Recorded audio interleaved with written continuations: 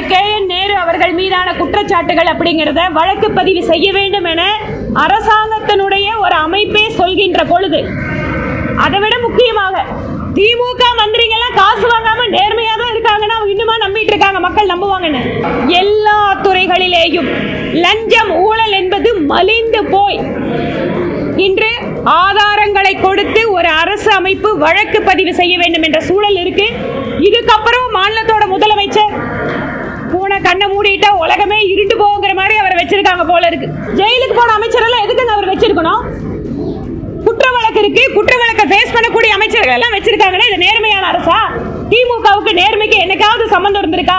எந்த பெண்கள் தலை நிமிர்ந்து சொந்த காலில் நிற்க வேண்டும் என மத்தியிலே மோடி அவர்கள் அரசு தமிழ்நாட்டுக்கு அந்த தொகையை ஒதுக்கியதோ, அந்த தொகையிலிருந்து கொஞ்சத்தை எடுத்து திராவிட மாடல் அரசை புகழ்ந்து பேசுவதற்காக பெண்களுக்கு அந்த தொகையை செலவு செய்து ஒரு டிராமா மாடலுக்கு அந்த பணத்தை இந்த கவர்மெண்ட் செலவு பண்ணிட்டு இருக்கு. தமிழக பாரதிய ஜனதா கட்சி இன்று தமிழகம் முழுவதும் இருக்கக்கூடிய அத்தனை சட்டமன்ற தொகுதிகளிலேயும் பூத் கமிட்டி முகவர்களுக்கான நிர்வாகிகளுக்கான கூட்டங்களை நடத்தி கொண்டிருக்கிறோம்.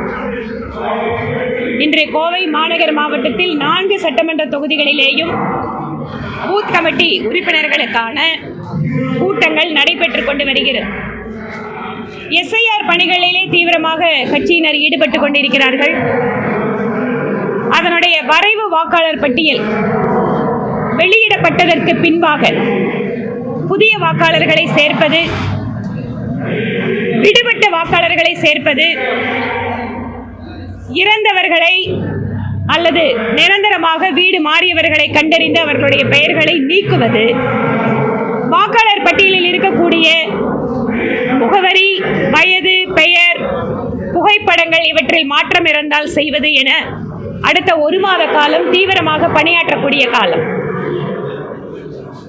இந்த வாக்காளர் பட்டியல் தீவிர திருத்தத்தின் போது பல்வேறு இடங்களில்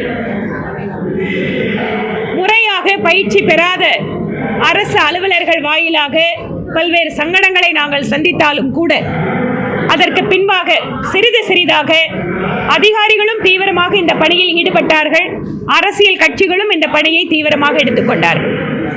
திராவிட முன்னேற்ற கழகம் ஒருபுறம் SIR பணியினை எதிர்ப்பது போல நாடகம் ஆடிக்கொண்டு பல்வேறு இடங்களில் அவர்கள் அரசில் இருக்கின்ற காரணத்திற்காக அவர்களுடைய உள்ளாட்சி பிரதிநிதிகள், நிர்வாகிகள் சில இடங்களில் BLOக்களை மிரட்டுவது அல்லது தவறுதலாக வாக்காளர்களை இணைப்பது என்ற அதிகார துஷ்பிரயோகத்தில் ஈடுபட்டார்கள்.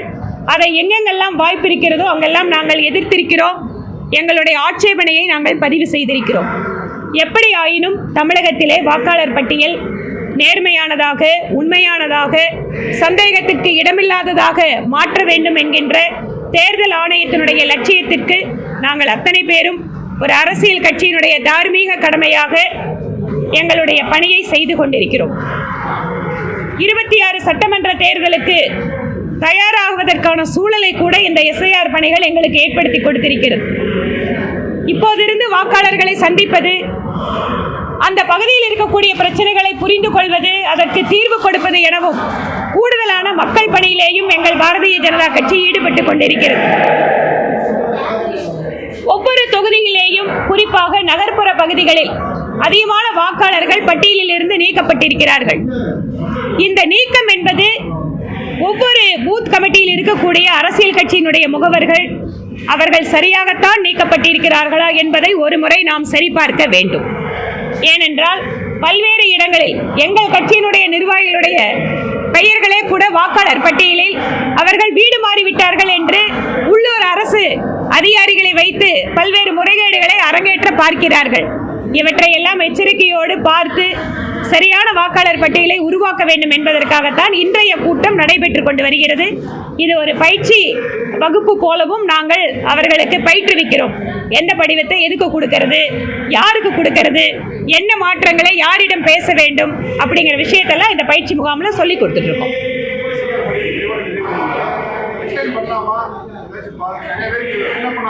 வாக்காளர் பட்டியலில் எவ்வளவு தூரம் அந்த வாக்காளர்களுடைய பணி நிறைவு பெற்றிருக்கிறது என்பதை பார்த்து தேர்தல் ஆணையமே அதற்கான முடிவுகளை எடுத்துட்டு இருக்காங்க. அதனால இன்னைக்கு வரக்கூடியது எத்தனை தொகுதிகளில் 100% அது நிறைவு பெற்றிருக்குங்கிறது அந்த டேட்டா தேர்தல் ஆணையம் பார்த்து முடிவெடுக்க வேண்டும். திரு KN நேரு அவர்கள் மீதான குற்றச்சாட்டுகள் அப்படிங்கிறத வழக்கு பதிவு செய்ய வேண்டும் என அரசாங்கத்தினுடைய ஒரு அமைப்பே சொல்கின்ற பொழுது, அதை விட முக்கியமாக திமுக மந்திரிகள்லாம் காசு வாங்காம நேர்மையாக தான் இருக்காங்கன்னா அவங்க இன்னுமா நம்பிட்டு இருக்காங்க, மக்கள் நம்புவாங்கன்னு எப்படிங்க? ஏனென்றால் இன்றைக்கு எல்லா துறைகளிலேயும் லஞ்சம் ஊழல் என்பது மலிந்து போய் இன்று ஆதாரங்களை கொடுத்து ஒரு அரசு அமைப்பு வழக்கு பதிவு செய்ய வேண்டும் என்ற சூழல் இருக்கு. இதுக்கப்புறம் மாநிலத்தோட முதலமைச்சர் பூனை கண்ணை மூடிட்டா உலகமே இருண்டு போகிற மாதிரி அவரை வச்சிருக்காங்க போல இருக்கு. அவர் பாவம் விவரமே தெரியாம இருக்காரு. அவர் கீழே இருக்கிற அமைச்சர்கள் என்னென்ன பண்ணிட்டு இருக்காங்கிற விவரம் கூட தெரியாம இருக்காரு. அதனாலதான் இப்படி எல்லாம் பேசுறாரு. அதனாலதான் அமைச்சரவையில ஜெயிலுக்கு போன அமைச்சரெல்லாம் எதுக்குங்க அவர் வச்சிருக்கணும்? குற்ற வழக்கு இருக்கு, குற்ற வழக்கை ஃபேஸ் பண்ணக்கூடிய அமைச்சர்கள் எல்லாம் வச்சிருக்காங்கன்னா இது நேர்மையான அரசா? திமுகவுக்கு நேர்மைக்கு என்னைக்காவது சம்பந்தம் இருந்திருக்கா? அதனால் எந்த அமைச்சர்கள் மீது, மாநில அமைச்சர்கள் மீது குற்றச்சாட்டுக்களை நீதிமன்றம் சரியான முறையில் விசாரணை செய்ய வேண்டும். மாநில அரசு அவங்க அதிகாரத்தில் இருக்கிறதால சில நேரங்களில் அதை மூடி மறைப்பதற்காக, மிரட்டுவதற்காக முடிவு செய்வார்கள். ஏனென்றால் இங்க இருக்கக்கூடிய பொறுப்பு முன்னாள் மந்திரி திரு செந்தில் பாலாஜி என்ன சொன்னாரு? ஆமா, நான் காசு வாங்கிட்டு தான் வேலை கொடுத்தேன்னு சொன்னவருங்க. அதுக்கப்புறம் இன்னைக்கு திடீர்னு அவர் தியாகி ஆயிட்டாரு, திடீர்னு புனிதர் ஆயிட்டாரு. ஏன்? அதிகமாக கொடுக்குறாரு. அதனால இவங்க மேல வற்ற குற்ற வழக்கு இல்லைன்னு ஏதாவது இருக்கா? இல்ல பொய் வழக்குன்னு யாராவது சொல்ல முடியுமா? பொய் வழக்குன்னு சொன்னா அந்த ஆண்டவனுக்கே பொறுக்காதுங்க. கரூர்ல போய் நின்று பக்கம் பக்கமா படிச்சவரே முதலமைச்சர். இப்படிப்பட்ட அமைச்சர்கள் எல்லாம் வக்காலத்து வாங்குறாங்கன்னா மக்கள் அதை பார்த்து கொண்டிருக்கிறார்கள். மக்கள் தகுந்த பதிலை அளிப்பார்கள். ஆனால் இவ்வளவு ஒரு சீரியஸான குற்றச்சாட்டு வந்திருக்கின்ற அமைச்சரை இன்னும் அமைச்சரவையில் வைத்து திமுக அழகு பார்த்து கொண்டிருக்கிறது என்றால் அந்த ஊழலை அவர்கள் ஆதரிக்கிறார்கள் என்பதுதான் பொருள். ஆமா, எலெக்ஷன் வருது இல்ல, அதனால 3 மாசத்துல எப்படியெல்லாம் பெண்களை ஏமாத்த முடியும்னு பார்ப்பாங்க. தமிழ்நாட்டில் இருக்கக்கூடிய பெண்கள், வெல்லும் தமிழக பெண்கள் அப்படின்னு ஒரு மாநாடு நடத்தியிருக்காங்க சென்னையில். அதுல சிறப்பாக தமிழகத்திற்கு பங்காற்றிய பெண்களை எல்லாம் நாங்கள் அறிமுகப்படுத்துறோம். ஆனா மகளிர் சுயஉதவி குழுக்களுக்காக மத்திய அரசாங்கம் கொடுத்த தொகையை திசை திருப்பி இந்த வெல்லும் தமிழக பெண்களை ஊர்ல இருந்து கூட்டிட்டு வந்து அவங்க கிட்ட வீடியோ ஆடியோ எடுத்து போடுறதுக்கு அந்த பணத்தை செலவு பண்ணியிருக்க மாநில அரசு. எந்த பெண்கள் தலை நிமிர்ந்து சொந்த காலில் நிற்க வேண்டும் என மத்தியிலே மோடி அவர்கள் அரசு தமிழ்நாட்டுக்கு அந்த தொகையை ஒதுக்கியதோ அந்த தொகையிலிருந்து கொஞ்சத்தை எடுத்து திராவிட மாடல் அரசை புகழ்ந்து பேசுவதற்காக பெண்களுக்கு அந்த தொகையை செலவு செய்து ஒரு டிராமா மாடலுக்கு அந்த பணத்தை இந்த கவர்மெண்ட் செலவு பண்ணிட்டு இருக்கு. அதனால அது மட்டும் இல்லைங்க, தமிழகத்தில் இருக்கக்கூடிய பெண் அதிகாரிகளை மேடையில் நிறுத்துறாங்களே, அந்த பெண் அதிகாரிகள் எல்லாம் திராவிட மாடல் ஆட்சியினால தான் வந்தாங்களா? என்ன அநியாயங்க! அந்த பெண் அதிகாரிகளை இந்த அரசு அவமானப்படுத்தி இருக்கிறது. அவர்களுடைய உழைப்பினால், அவர்கள் திறமையினால் பல்வேறு ஆண்டுகளுக்கு முன்பாக ஒரு அரசாங்கத்தினுடைய அதிகாரியாக வந்த பெண்களை எல்லாம் ஏதோ 5 வருஷம் இவங்க திராவிட முன்னேற்ற கழக ஆட்சியில தான் அந்த பெண்கள் எல்லாம் முன்னேறினாங்கன்னு ஒரு ஷோ காட்டிட்டு இருக்காங்க. இது அந்த பெண் அதிகாரிகளுடைய உழைப்பை, அவர்களுடைய திறமையை இந்த அரசு கொச்சைப்படுத்தி கொண்டிருக்கிறது. வேற வழி இல்லை. ஒரு அரசாங்க அதிகாரி அரசாங்கம் சொன்னா பண்ணி ஆகணும். அப்படிப்பட்ட இக்கட்டான சூழலில் அந்த அதிகாரிகளை இந்த மாதிரி நடத்தி இருப்பது என்பது கடுமையான கண்டனத்திற்குரியது. அதாவது திராவிட முன்னேற்ற கழகம் நான் முன்னாடியே சொன்ன மாதிரி ஏதாவது ஒரு நாடகத்தை நடத்தி மக்களை ஏமாற்ற முடியுமான்னு பார்க்குறாங்க. அதனால எந்த நிகழ்ச்சி நடந்தாலும் அந்த நிகழ்ச்சிக்கு கொஞ்சம் சினிமா இயக்குனர்கள், நான் அவங்கள கொச்சப்படுத்தலைங்க, அவங்கள நான் குறைச்சு மதிப்பிடலை. சினிமா நடிகர்களுக்கு மக்கள் கிட்ட செல்வாக்கு இருக்கு, அதை எல்லா அரசியல் கட்சியும் பயன்படுத்திக்கிறாங்க.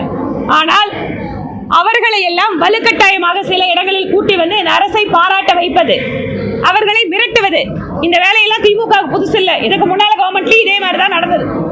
அந்த வேலையை தான் திருப்பி பண்ணிட்டு இருக்காங்க.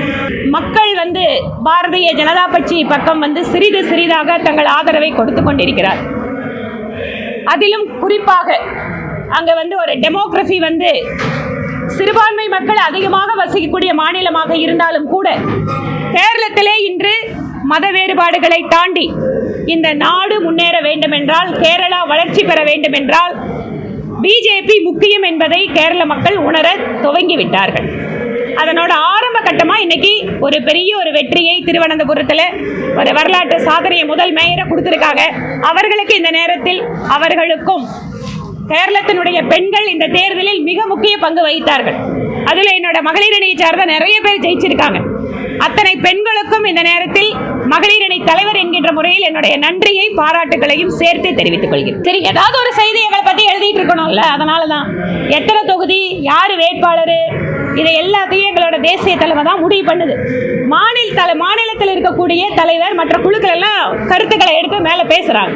அதனால இடையில ஏதோ கொஞ்சம் எழுத வேண்டியதுதான், அதுதான், வேற என்ன. பொறுப்பே இல்லாத ஒரு அரசாங்கத்துக்கு எத்தனை பொறுப்பு கொடுத்து யாரு கொடுத்தாதான் என்னங்க. நன்றிங்க.